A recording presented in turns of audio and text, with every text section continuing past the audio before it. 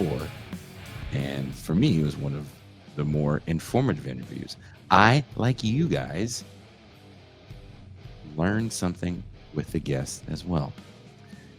So let's talk a little bit about organizing on the left in the era of Trump. It's not hard to feel the creeping fear of fascism becoming reality, especially in the wake of mass Gestapo-like forces abducting law-abiding citizens whose only crime is having a body that's become politicized and a madman's lust for monarch-like power.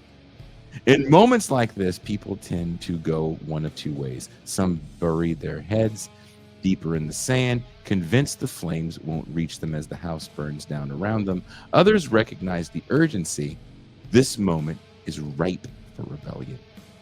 As we've often said on this show, this isn't Russia in 1917, Franco's Spain, or even Weimar Germany. What we're seeing is something uniquely American. Trumpism isn't an anomaly. God, I can't talk. It's the logical result of 30 years worshiping at the altar of celebrity and neoliberalism. It's Bonapartism wrapped in a cult of personality. The admiration of the anti-hero has finally come home to roost. Sure, there will always be bystanders. There were those who stood silent during Vietnam, during civil rights, even during the end of slavery. But today we're witnessing an ideological shift. The question is, who will be there to harness this rebellious energy? What organizations, what movements will rise to confront this upending of the liberal order?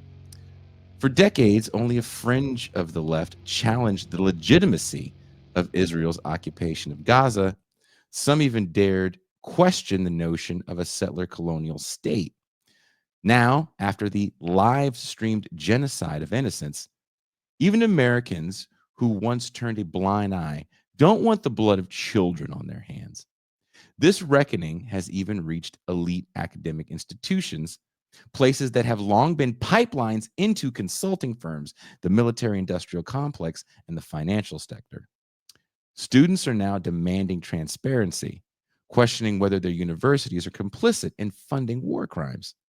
Today, we're joined by journalist and activist Arun Gupta to discuss his latest article in the Socialist Register, where he traces the last 26 years of U.S. left activism from the 1999 World Trade Organization protests in Seattle to the Iraq War to Occupy Wall Street. We'll ask, what can we learn from those moments? What are the strengths and failures? And more importantly, how do we build a sustained movement to confront Trumpism today?